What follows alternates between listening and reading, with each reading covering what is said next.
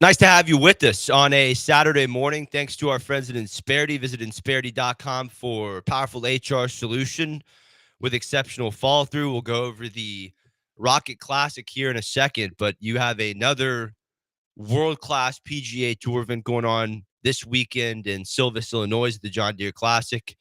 Texas X, Doug Gim leads the way by one at the halfway point at 12 under. You've got Davis Thompson, Mexico Open winner Brian Campbell, David Lipsky, PGA Tour winner Emiliano Grillo, Max Homa trying to make a comeback. He's in second going to the weekend. Charlie, how you doing this morning? I'm doing very well for somebody that's, close to over the hill, but Nonsense, Charlie. this golf is changed in just a matter of seconds. And the headlines is a poster child for the rollback of the golf ball. That's right. Aldrich Potgieter won his first PGA Tour event last week at 20. Charlie hits it 274 yards off the tee. His club head speed is 132 miles an hour. Now, I've seen other kids do this past week. A boy from University of Houston. I said, "How far are you going to hit this?" I'm going to hit it 350. I said, "Yeah, okay." And you were at a U of H event, Yeah. and he was hitting a drive off the we tee. were at a charity event Okay. for my friend Jimmy Irwin at River Oaks Country Club. And this sucker got up there, and it was like a hand grenade went off. I mean, boom. And I couldn't believe it. And then I look at the numbers on the radar, and I really couldn't believe it then. Yeah. Those numbers are just absolutely incredible. And they're going to have to do something. Now, folks, you're listening to the coach of two-time major champion Angel Cabrera, and Charlie and Cabrera won the first two senior majors of this year.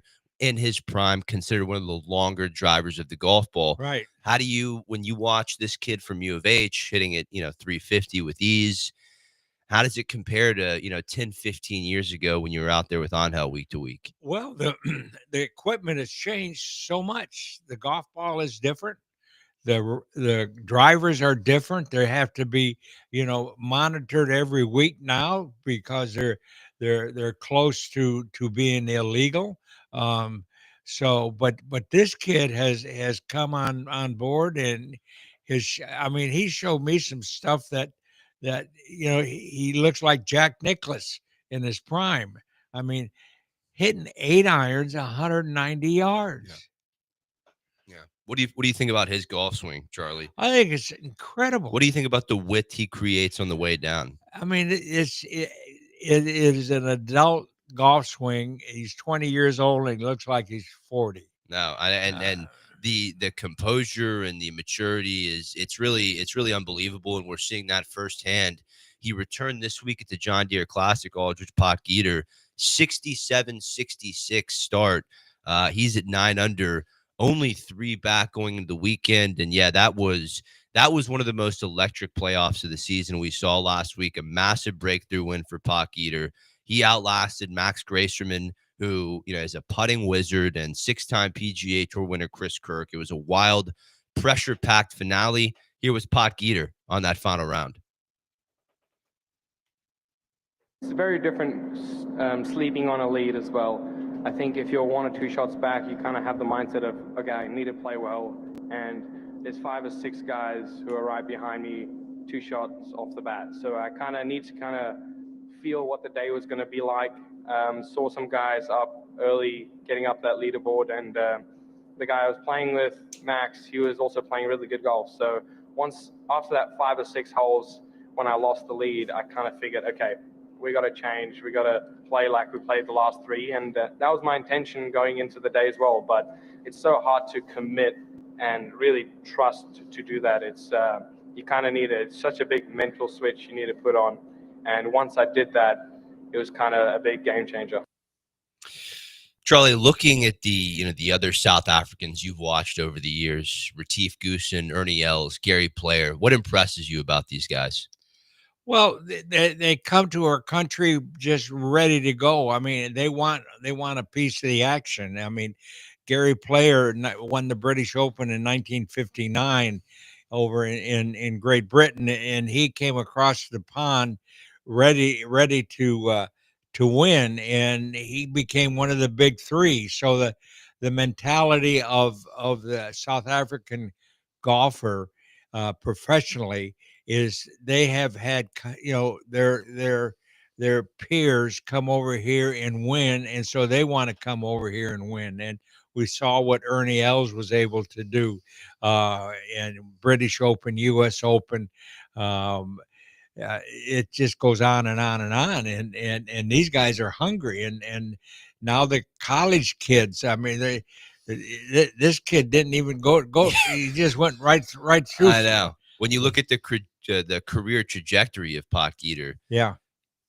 he plays first off, his family moved back and forth from Australia to South Africa.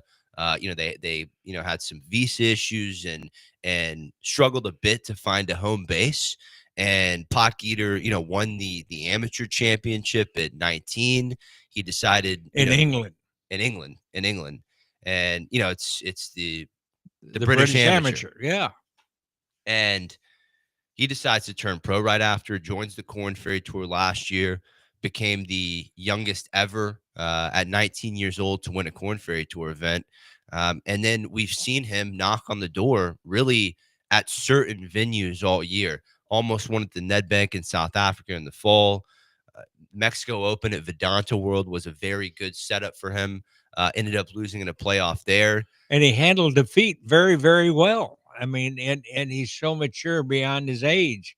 His father's traveling with him, but he presents himself so well. Yeah, Charlie, how about that on the CBS coverage?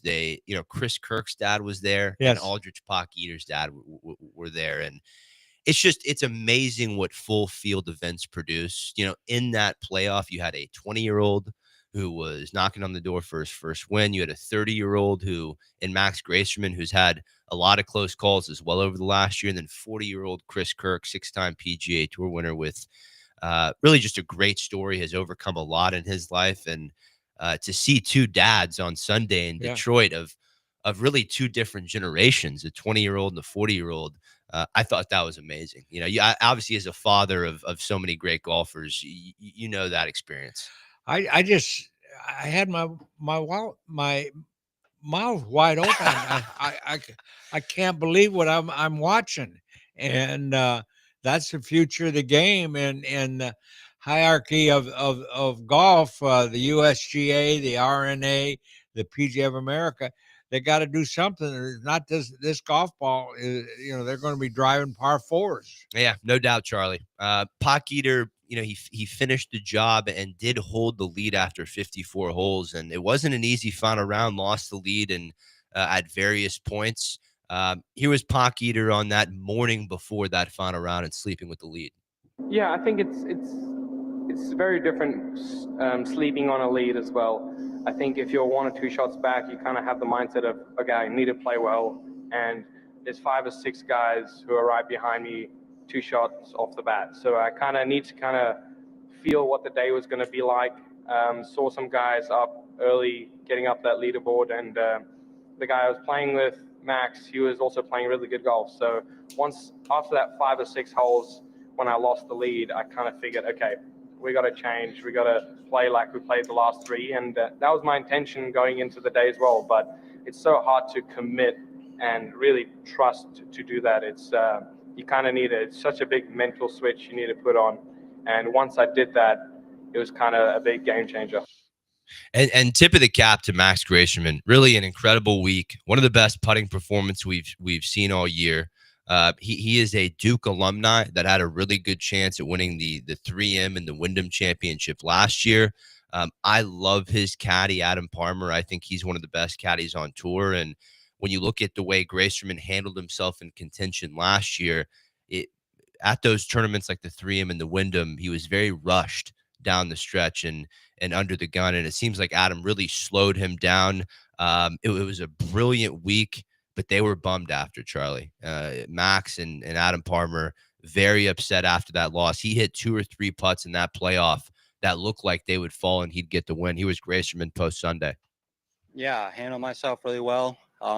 Hit a lot of good shots under pressure all day from the start. Been at the top of the leaderboard in the final group.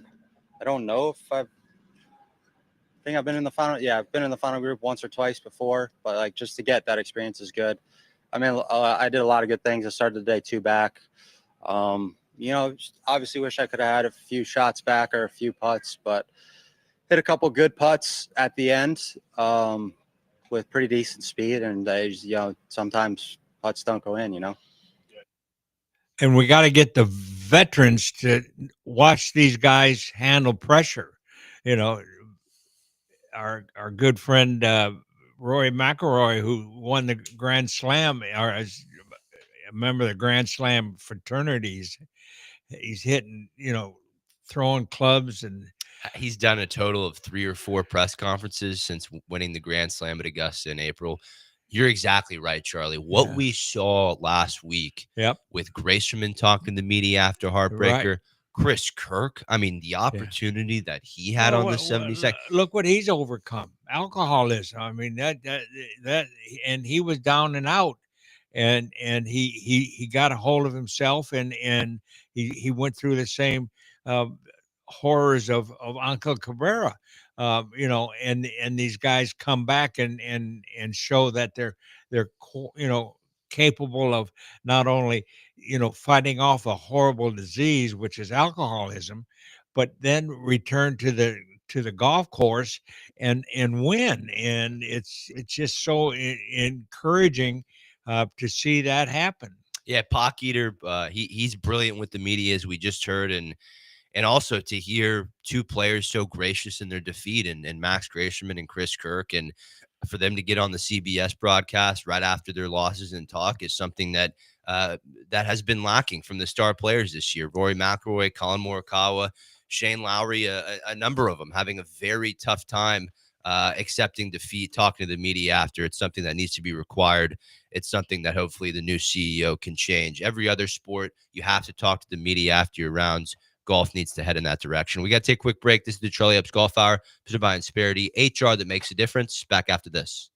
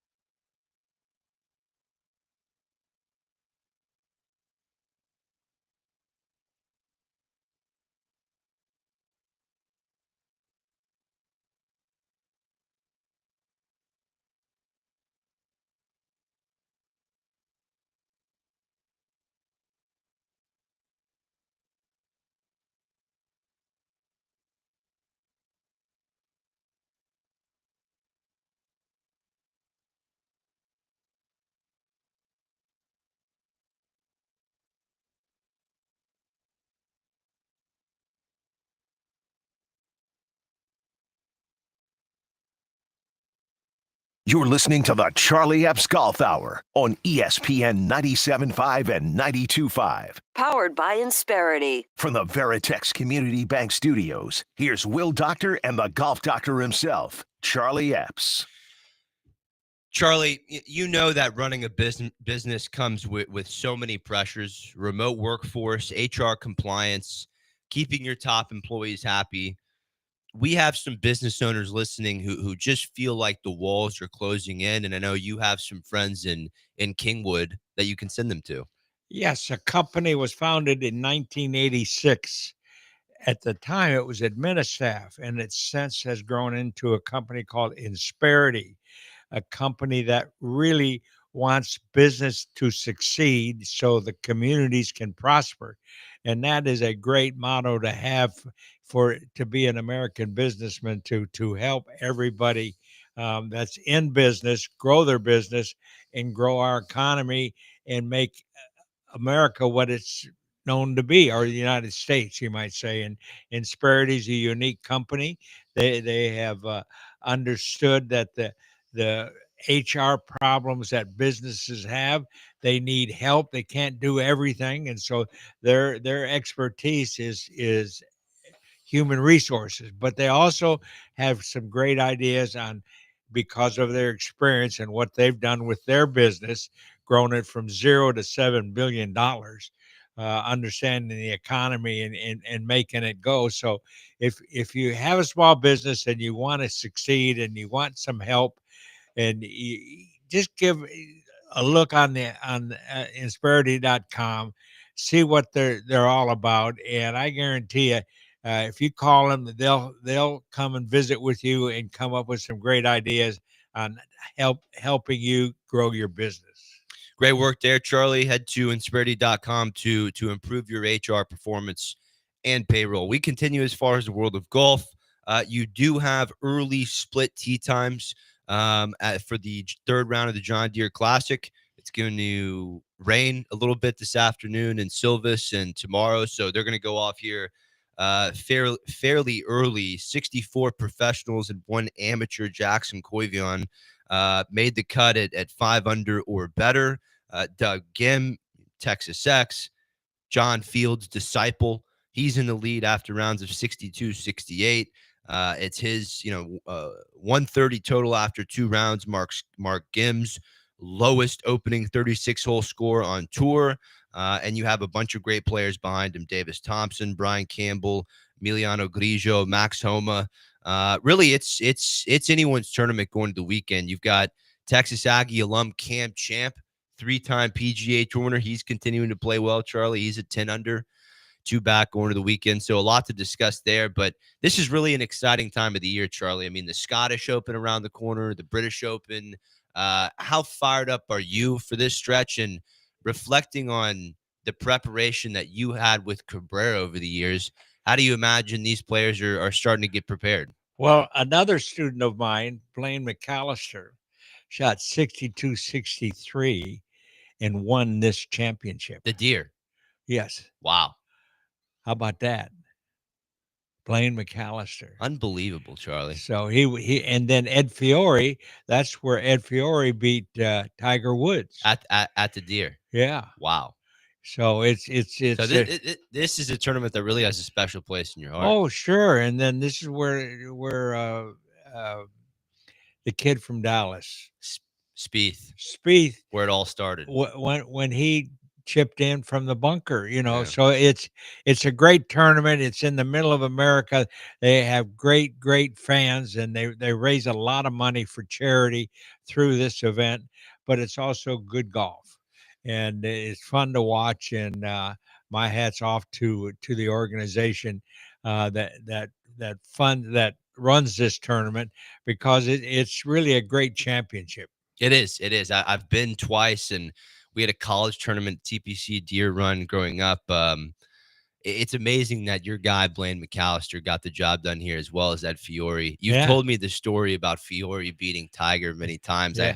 I blanked that it happened in Silvis. But you're exactly right. This is one of the longest. John Deere has been one of the longest running sponsors. Yep. It's amazing what they do for that Silvis community. And Charlie, you hope regular seasons like this, the full field events, can stick around moving forward. I mean, they're just vital for the PGA Tour season. Yeah, that's right. Looking at the Scottish and the British Open, Charlie. Wow, yeah, that's it's summer is coming. It's really exciting. We the Masters and the U.S. Open have been played. Now we got 2 more majors to look forward to, and the British Open is in Ireland, which is a great place to play golf. The fans and the people just love their golf. Rory McIlroy is the odds-on favorite to win. That puts a lot of pressure on him.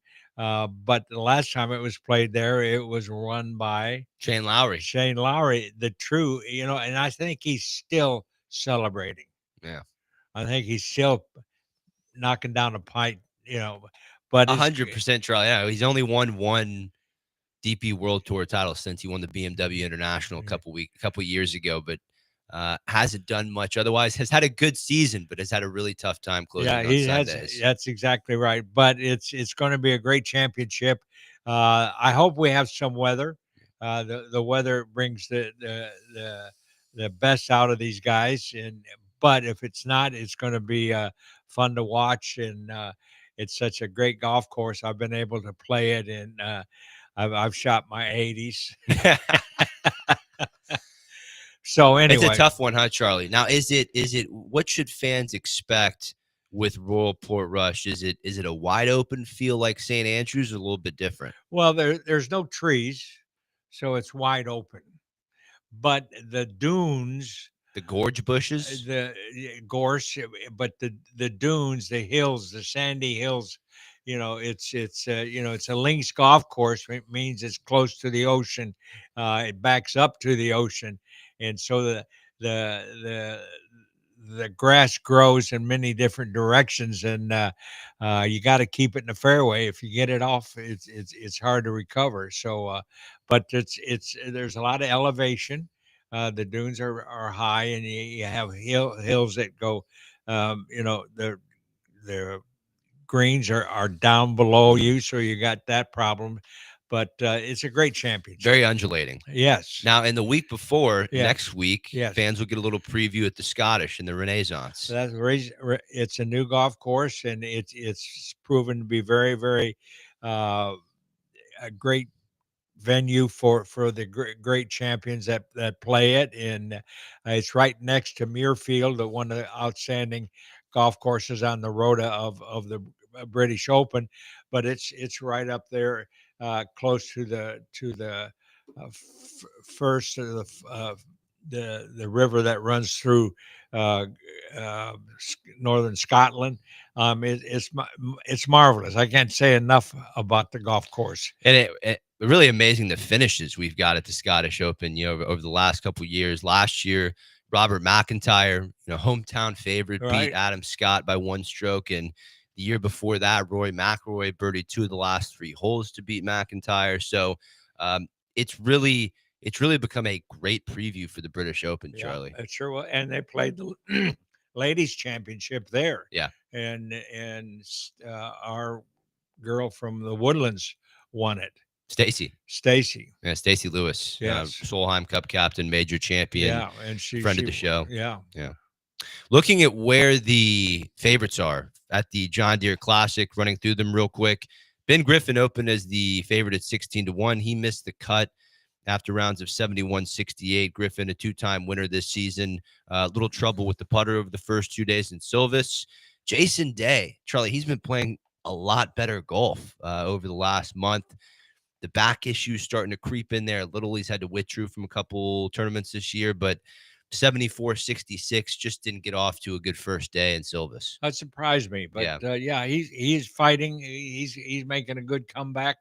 He had some physical problems a few years back, some vertigo problems. And so I wish he was still with Adidas, Charlie. It's just this, the Malbon look and the shirt untucked and the sweatsuits on the West Coast. What's that all about? I don't know, Charlie. I don't know. I watched a lot of Jason Day over the last 2 days, and he's an excellent ambassador for the game. A great Aussie major champion, played in the Spirit back in 2005. So nothing but a major fan. But the Malbon apparel, I'm just not sure it has a place in golf, Charlie. So Jason Day heading home after 2 rounds at the John Deere Classic. Denny McCarthy was the second favorite. One of the brilliant putters on the PGA Tour, still waiting for his first win. He's in a tie for 16th after rounds of 66-68. JT Poston was the 4th favorite. He missed the cut. Siwoo Kim opened at 33-1. He's in a tie for 7th after rounds of 65, 67. Michael Thorby Olsen opened at 33-1. He's in a tie for 21st at 7 under. And then Davis Thompson, your defending champion, he opened at 35-1, 68-63, starting to tie for second. I think looking down the line, Charlie, this is a guy, Davis Thompson, who will be a major champion in the next 5 years. Have you been able to watch his game at all? He's good. Yeah. He's definitely good. There's so many good golfers, but I'm going to remind you of one statistic. Yes, sir. From Jack Nicklaus' era. 10 years straight, he never finished out of the top 10. In a major or PGA Tour event? At the British Open. Wow. 10 years in a row. Yeah, and he won it twice. Wow. And, Harris English made his 12th consecutive U.S. Open cut this year. I thought that was impressive. But how many top 10s in a row to British? Well, at least 10 years. Yeah. I mean, it was unbelievable. His in the 60s and 70s, he won at St. Andrews. But all Charlie, you got a book coming out soon. I do. We're going to hear from not only Nicholas, but also your friend Jim Nance in that book. How about that? Yeah.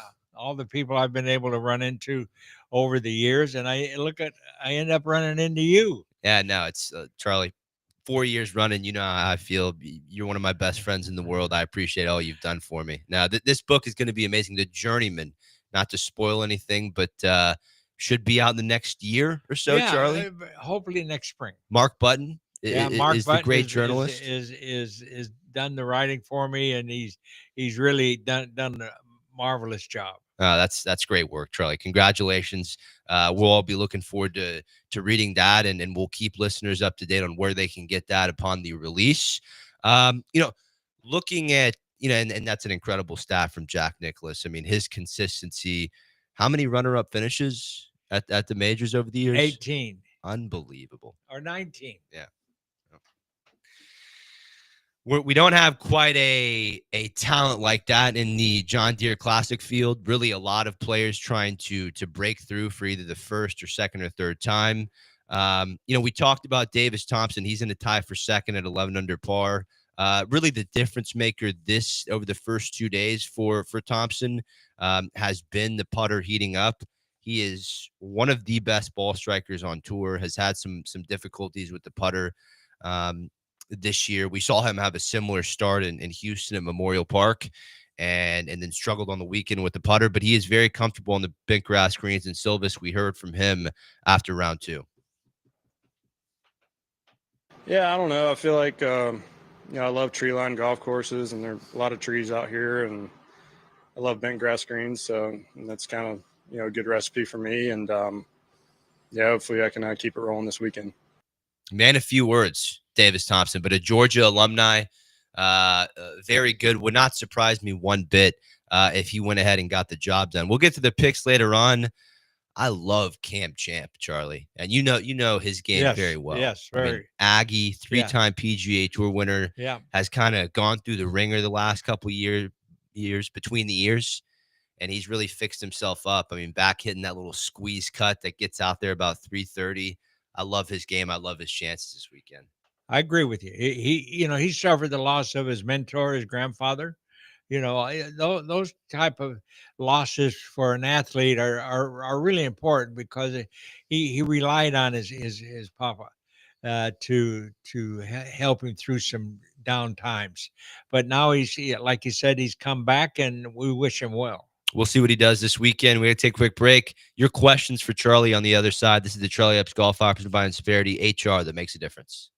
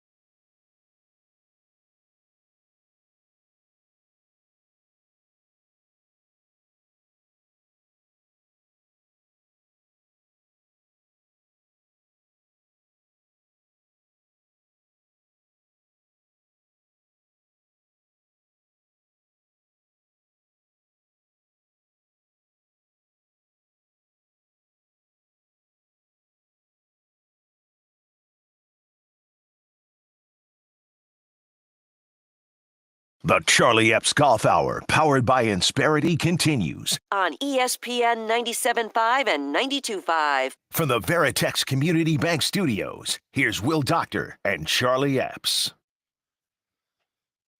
All right, Doug Gim is your leader going to the weekend at the John Deere Classic at 12 under. You've got a logjam in second place at 11 under. Davis Thompson, Brian Campbell, David Lipsky, Emiliano Grigio, Max Homa. We'll get to Homa a little bit later on this segment. But, Charlie, we got some questions here for you. This one comes from Max. Charlie, I'm over the top and slicing my drives off the planet right now. What are your thoughts on how I can get back online? Learn how to duck hook the golf ball. You got to change the path of the club coming into the golf ball. Right now, the path is coming outside and down. You got to come from inside and up.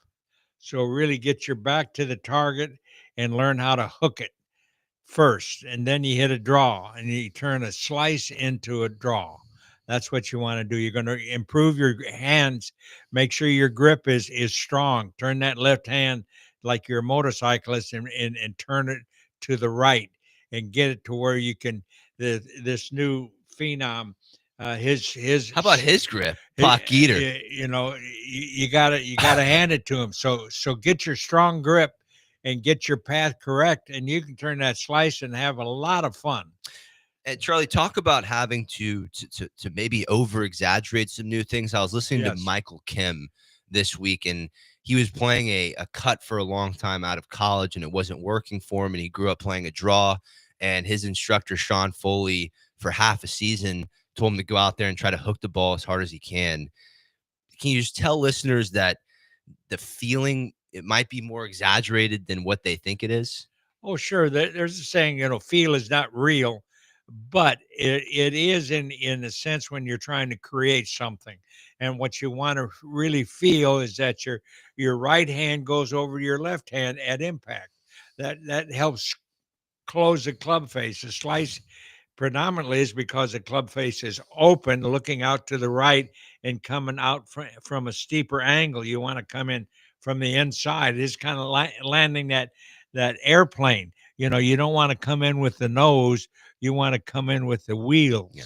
And you got to land that club behind the golf ball and then let the club face turn with centrifugal force. Incredible. Great stuff there, Charlie. This one comes from Lucas.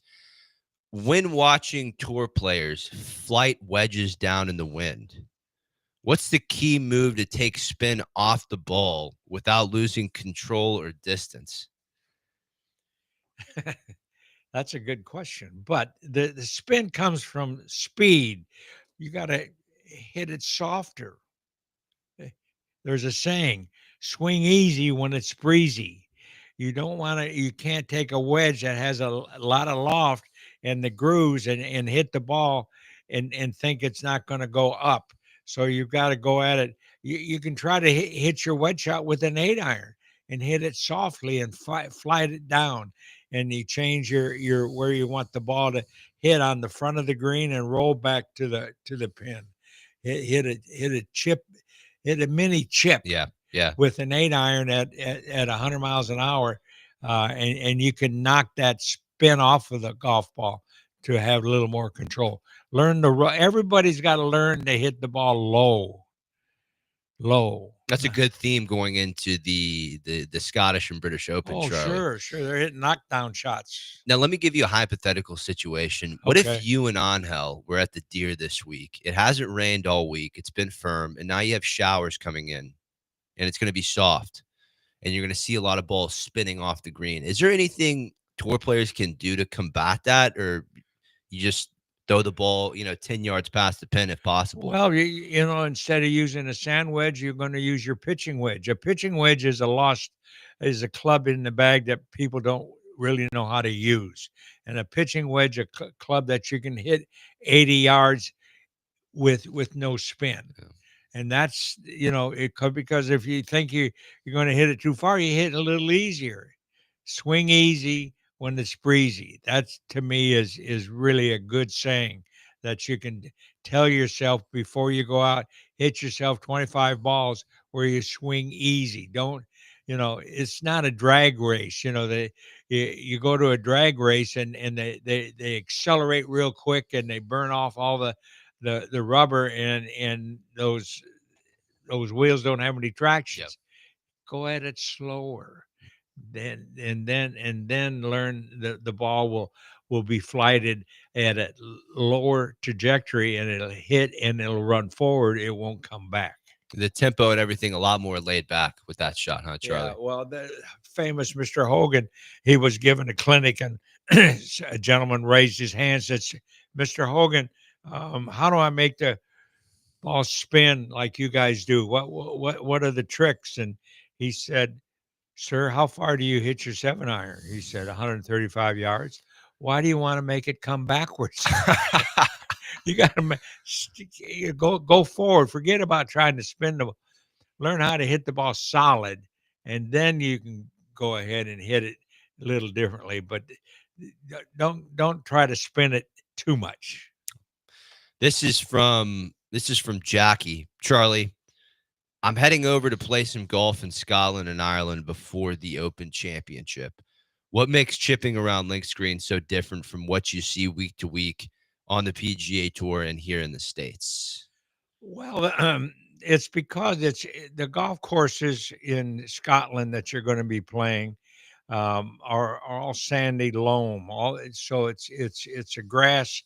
It's a different type of grass. It's a little more harsh, and so you got to learn how to chip with your 7-iron, chip and run, make the ball run. Try to hit it low. And also, a putter is a good weapon off of the greens in a lot of these Scottish golf courses. Whenever in doubt, hit a putt, putt it from 60, 70 yards, and you can get the ball rolling and bouncing. And it's a lot of fun to challenge yourself that way. You like that Texas wedge play over there, huh? Oh, sure. Yeah. Especially for a lot of people that I mean, if you're 18 handicap, 20, you got no business trying to, you know, hit your sand wedge. Putt it. Yeah. Whenever in doubt, putt it. How many times, over there, are you pulling out the 4-iron or 3-iron around the greens, hitting a little bump and run up there? Well, I never really went that far. No real reason to do that. I deal off to 7-iron. Yeah. That's it's all but now with these new the hybrid clubs, if you have a 20 degree or 24 degree, the hybrid club's a good chipping club. Yeah. But practice it before you go over there. You don't want to practice it on the first hole. Yeah. It's amazing with the technology, the new hybrids, the new mini drivers. Charlie, a lot of good stuff to help players improve. I mean, at an early stage. Yeah. Modernization of the game. Yeah. As far as the leaderboard at the John Deere Classic, we're going to take a quick break here in the next couple minutes. Doug Gim leads the way at 12 under par. 130, 62, 68. It's his lowest 36-hole score on the PGA Tour. He holds his first 36-hole lead on tour. This is a little bit of new ground for him. He, opened with the first round bogey free 9 under 62. And, Gim's going to have a good chance to get it done this week. And his best finish at the John Deere Classic is tied 18th. That was back in 2021. And you have defending champion Davis Thompson in a tie for second as he carded his second career bogey-free round on tour yesterday, with a 63. We're going to take a quick break. On the other side, we'll give you our picks for the John Deere Classic. We'll also talk about Max Homa, 6-time PGA Tour winner, who is back in the mix at the John Deere. He's at 11 under and a tie for second. We'll be back after this.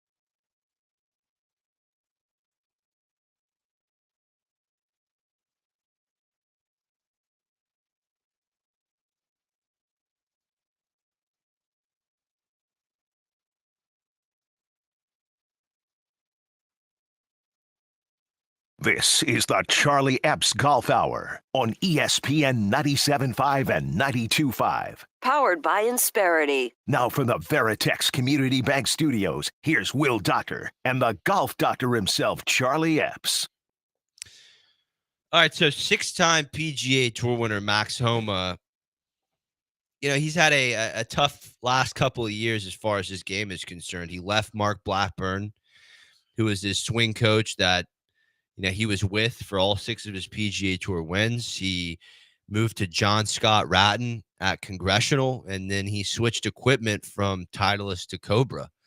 And he went into this week ranked 122nd on the FedEx Cup standings. And now he finds himself in a tie for second, one back going into the weekend after rounds of 63, 68. He looks really good. I mean, he's so fit, and he's he hits that little cut out there, and he's got that going now. But every now and then he gets a little spooky with the short club, and a couple wedges, are way offline. I'm not sure what goes on there, but it's a pre-shot routine and get your self-talk where you want it. Because the individual, you're only as good as the ability to talk yourself into a good shot, because nothing happens without a good thought. Whether it's I'm going to hit this 110 yards, I'm going to bounce it from the right. These guys are that good, but if they got negativity in there, it's not going to work. It's you got to talk yourself through the bad part to get to the good part, and it's all about positive self-talk. And I'm going to do this. No, I don't want to. That's what you got to do. At 34 years old, Homa's made 2 President's Cup teams, a Ryder Cup team, has won it at every level. You've seen a lot of equipment changes over the years. Mm-hmm. Is that as big of an impact as everyone perceives it to be? Well, I had one student of mine show up after he won a tournament, and he had new equipment. And I said, "What the heck are you doing?" Well, they paid me $60,000. I said, "You're going to lose more money than that. If you win, you're going to win $1 million. You take that equipment back and get your old equipment." "Oh, come on, my wife won't let me." I said, "You better talk to your wife. I mean, that's you got to be careful of change. For all the wrong reasons. If you're doing it for more money, you're going to make more money with your old clubs than your new clubs." Now, a lot of golf fans came to know Max Homa actually through social media, Charlie. He was one of these guys who was very active on Twitter specifically for a long time, and he would critique people's swings, and people would send their swings into him, and he'd let them know how bad or good it was. And we've seen him kind of remove himself from that space over the last 3 months. And he talked about it with the media to start this week. Here was Homa on getting away from the social. The reason for that was just the vitriol you read online. It has become a safe haven for people who are, I think, angry themselves. It is quite absurd what people how comfortable people feel writing awful things. I step away a lot also from Instagram, but I feel like that's been a bit less crazy, although it's still not great. So I take my breaks from that. But yeah, I just, if you wouldn't choose to sit around a table with somebody who's being that mean, I don't know, you would always get up. If you were right there and someone was being rude to you, you'd either ask them to leave or you would leave. So yeah, Twitter or X or whatever is an awful place. It took me a while to catch on to how impactful that can be and how much of a waste of energy. But I miss the connection with the fans, but nothing comes without, just so much hate and anger. There's a lot of love in there too, but unfortunately it really does get overwhelmed with you can have one really bad one, but I don't know if it's a gambling world or whatnot. I'm happy they can do it because it seems, fun as hell in golf. But I mean, you get people say some bad things. You get people telling you should die on the internet. So it has nothing to do with not connecting. I'd love to keep connecting with people, but I try to do it in person a bit more because I have yet to meet somebody in person who has said anything even remotely mean. So yeah, it's a safe haven for assholes, for lack of a better term. Sorry, PJ Tour. Excellent. Brings up a lot Excellent. of good points, Yeah, Charlie. oh, so good. You know, when he won the LA Open, Yeah. he was so excited because that was Tiger's tournament. Tiger was his idol. Yeah. Do you think Tiger played with social media? No. I mean, this guy got way off. So that explains a lot. I had no idea that he'd been doing that. So stay in your own camp. Yeah. Well, over the years, and we're talking 5 or 6 years, Homo was all over it as far as interacting with his fans and,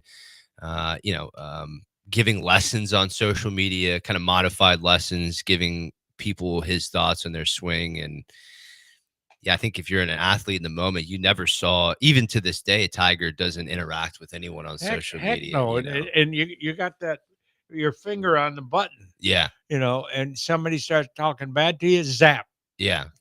Cut that out. Yeah. You don't need bad information as an athlete. You're exactly right, Charlie. Now, looking at this leaderboard, Max Homa, he's one back going into the weekend. Emiliano Grigio, you know him well, Argentine. Yes, sir. When you look at this leaderboard, Gim at the top, Thompson, Grigio, Homa, Champ, anyone that comes to mind you think breaks through this week? Well, I think Grigio can do it. Yeah. He's won at Colonial a couple years ago. Exactly right. So, it just, you get up on the first tee and you say, okay, let's get this done. Yeah. And the caddy has to be on the same wavelength. The guys that are having caddy problems, I feel bad for them because that's such an important relationship between caddy and the player that you don't need a discord between those two people. Morikawa's on his fourth caddy this year, Yeah, Charlie. I know. Now, Yeah. JJ Djokovic, who was his longtime caddy that he won 2 majors with, he's now on the bag for young Michael Thorpe Olsen. Uh-huh. And he's an excellent prodigy out of Stanford. And obviously the best caddies, they're hot commodities out there, aren't they, Charlie? Exactly, they are. Yeah. What do you think about what's the percentage of caddies? Or let me ask it this way: what's the percentage of players that will ask their caddy to come in and help them with a read on the greens? I wouldn't. Yeah. I think less and less. Yeah. Because of the reading a green is so much different. You don't know. Everybody sees things differently with it in looking at grasses and so on and so forth. Nicholas was one of the great pressure, putters ever, and he always read the greens himself. Last question for you, Charlie, to end things off. When listeners are watching the Scottish next week, and we'll be back with them next Saturday, what's something you want them to pick up on as far as watching golf on the links courses over the next 2 weeks? Well, the most important thing in links golf is you're going to have a lot of putts from more than 30 feet because of the rollout, and so you got to really get the speed down correctly. You get lag. You can always tell the people that have been over to Scotland, week 2 weeks ahead of the tournament, they spend time on the putting green and get the feel of the grass over there and understand, the undulations. There's so many hidden elephants in those greens that it makes it hard to chip and pitch and lag putt. So watch the lag putters, and I guarantee you the guy that's speed is really, ball is always going to the hole softly. They're going to be the ones that really have a chance to win. We saw some videos from your friend Johnny Vegas. He's already over there. And he posted a video of his ball in the bunker, and he's bent down kind of, in his knees are outside the bunker, and Uh-huh. he squatted down to get in there. And I mean, he's going to play his third Open Championship here in 2 weeks. But that shows you that video, all the different shots you got to play. I would love to have him win the British Open. Wouldn't that be something special? Oh, you better believe it. This will be his third one, Charlie. His first since 2018. He'll play the Scottish next week. He's actually done Vegas. He didn't play the John Deere this week, but he's done very well at that golf course over the years. But you got so many events, Charlie, the way these guys break down their schedule, really unbelievable. Well, great work today. We're out of time here on the Charlie Epps Golf Hour. Thank you, AJ, behind the ones and twos. We'll see you next Saturday here on the Charlie Epps Golf Hour. Provide Disparity, HR that makes a difference. And they had some good music. I appreciate that. Good. Thank you.